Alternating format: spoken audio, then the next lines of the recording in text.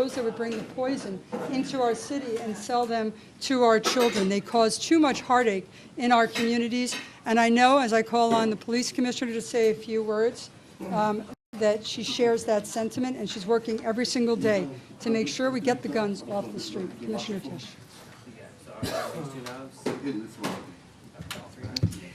Thank you. Good afternoon, everyone. I want to start by thanking our extraordinary Queens District Attorney, Melinda Katz, and her team of assistant DAs who worked hard to bring forth today's indictment.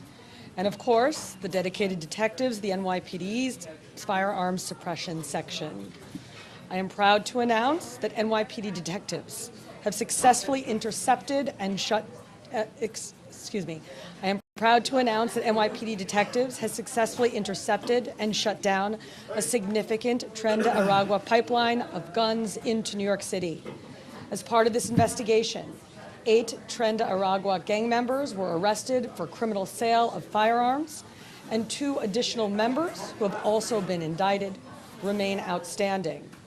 Rest assured, our warrant section and our regional fugitive task force are hot on the trail of the 2 outstanding individuals.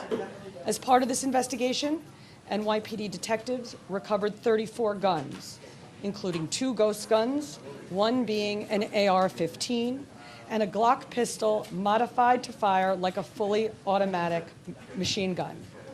6 of these weapons were reported stolen from other states across the country, including Colorado, Pennsylvania, and Texas. TDA is a dangerous transnational gang that is specialized in murder, trafficking, and mayhem. This comes on the heels of the NYPD's participation in yesterday morning's action with our federal partners that led to the Bronx arrest of Anderson Zambrano Pacheco for burglary and firearm possession, as well as kidnapping, extortion, and menacing. I want to be extremely clear. The NYPD will always work with our federal and our local partners to take down international gangs like TDA, who would wreak havoc on this city. Last week, we had a milestone of over 20,000 guns seized since Mayor Adams took office. And investigations like the one we are announcing today made that milestone possible. I want to thank the dedicated women and men of the NYPD who do this dangerous work. Each of these gun buys is a high-stakes gamble where a single misstep could mean the difference between life and death. Their only protection is their wit, their training, and unseen backup ready to intervene at a moment's notice. Specifically, I want to commend Detective Vila and his entire team, especially the undercover detectives, for their work on this case, and to all the members of this department who make our city safer every day. Thank you. Anything to add, Chief? I'd like to ask Chief Kenny, please. A second.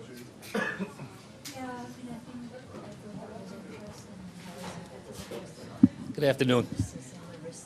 As the Commissioner was stating, this is truly a transnational gang that we see has ties all over New York City, in the Bronx, Manhattan, Queens, and Yonkers.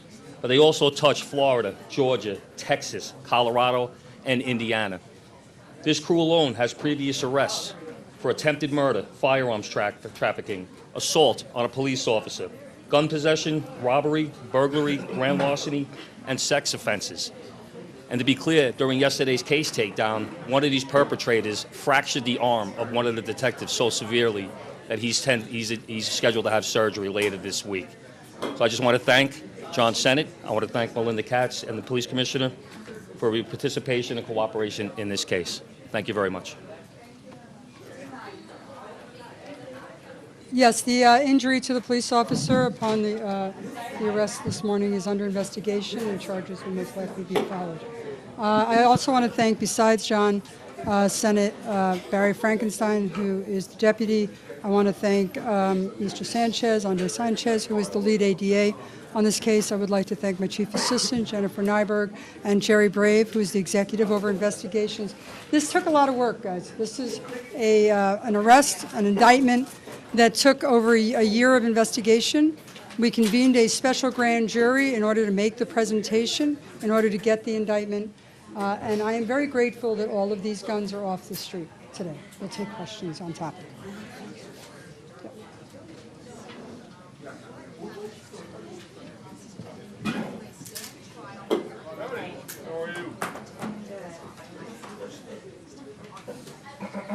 My job is to make sure that I get the guns off the street, and I hold people accountable who will sell them in my borough and in the city of New York.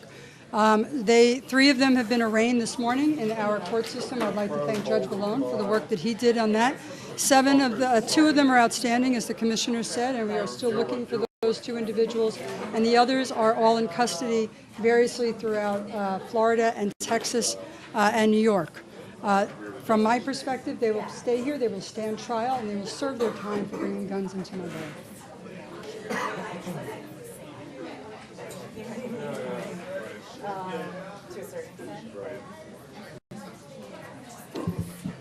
So on the Bronx case, we have members of the NYPD assigned as TFOs as part of an HSI task force.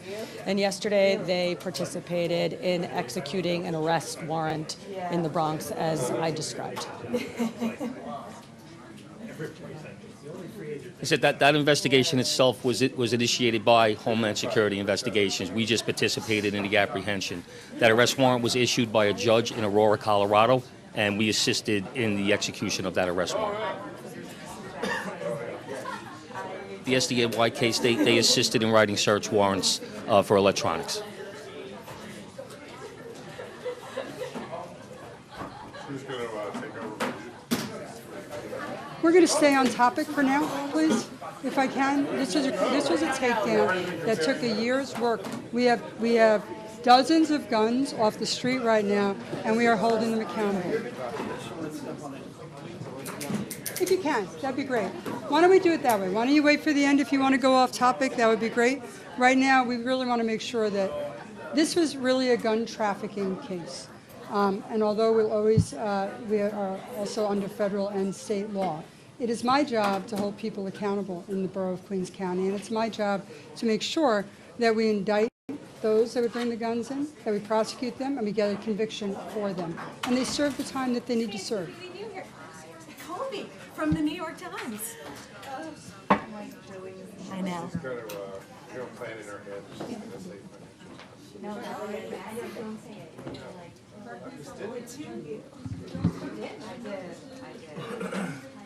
Yeah.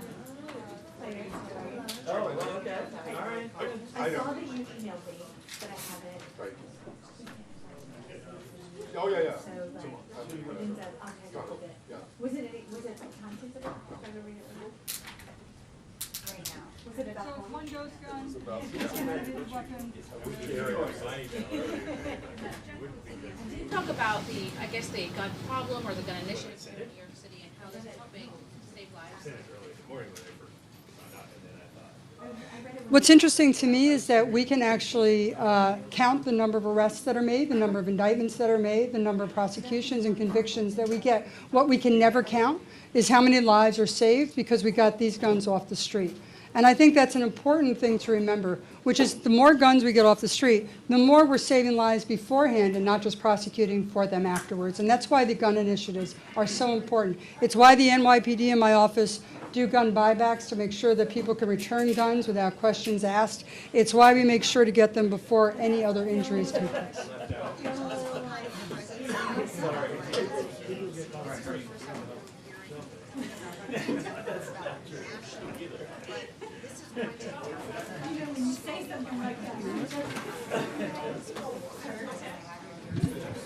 So currently, we have 67 documented members of TDA in New York, with an additional 27 members of Los Diablos 42, which is kind of the minor league for Tren de Aragua. We first started seeing the emergence of them when the migrant population started to come into New York around 2023, participated mostly in organized retail theft and in robberies where they utilize scooters to either forcibly steal or snatch cell phones.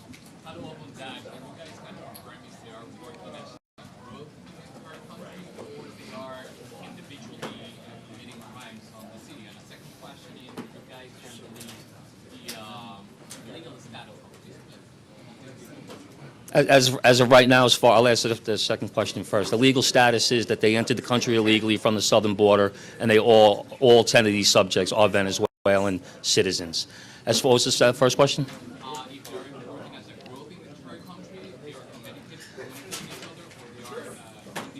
Very transient. They move from city to city. It seems that when they're wanted in one location, they move to the next. As we can see from yesterday's case takedown, this perpetrator was wanted for kidnapping in Aurora, Colorado, and eventually made his way to New York, where he was arrested for firearms possession and robbery.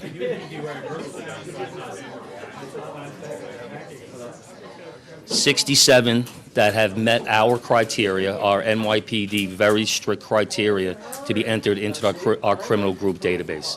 So are there more? Yes, there's more, but we've identified 67.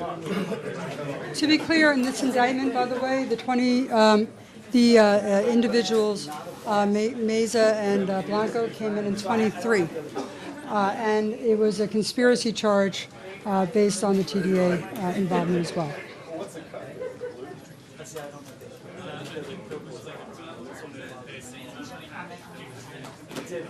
Yes.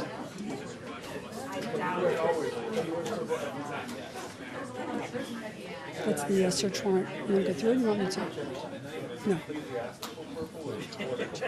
So we're not going to comment on a child. We will say that we had a search warrant for that house and a search warrant on a car. When the police went in to make the arrest, the child was there with Sanchez. And that's all I'm going to say about a child in this particular case.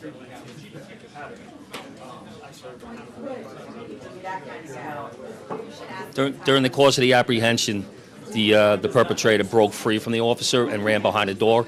As the officer was chasing him, his arm got stuck between the door and the door jamb, and the perpetrator slammed the door on his arm, fracturing it severely enough that he requires surgery.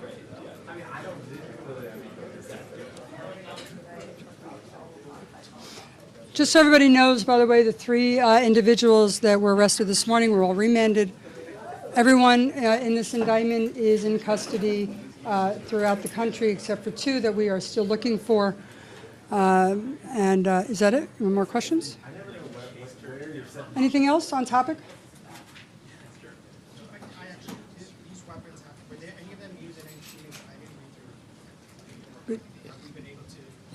So just based on the undercover nature of this investigation, these guns have not been fully traced yet. That will be part of our investigation going forward.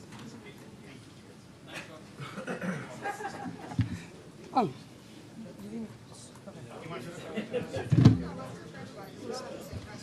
So again, I saw just the effect that some of this is having here.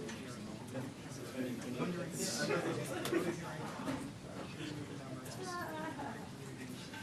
there concern from the law enforcement potentially this cooperation from these individuals? They may be afraid to call 911. They may be afraid to deal with the police because they're afraid of revealing their status. We're being painfully clear on our intentions and our participation in these operations. We, the NYPD, are not participating in any civil enforcement of immigration laws. What we are participating in is investigations and operations involving criminals. All right, if you're a migrant in New York City, you can go about your life, no problem. But the minute you break the law, you become a criminal. Then you become our problem. Right, I understand that, but I'm not sure that that message is clear to these individuals, and I think just from the context in Chicago, the superintendent there said that he's already seen signs of this. People may not be doing it. I'm just wondering if you're seeing any of that here. So I just want to be very clear that nothing about this department's posture has changed in the past week or the past several weeks. The mayor has been very clear that we are going to go after criminals regardless of their immigration status. Thank you. Just quickly clarify how these raids are taking place, the legal structure. Are there,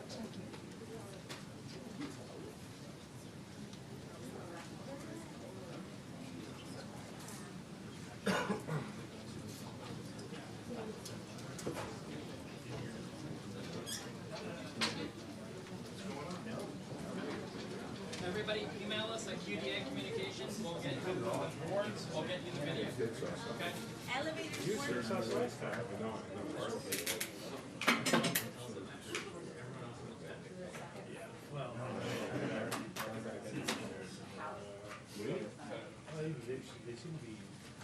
Every year, just like they rotate the test. Every year. That means getting gets about this year, and I don't.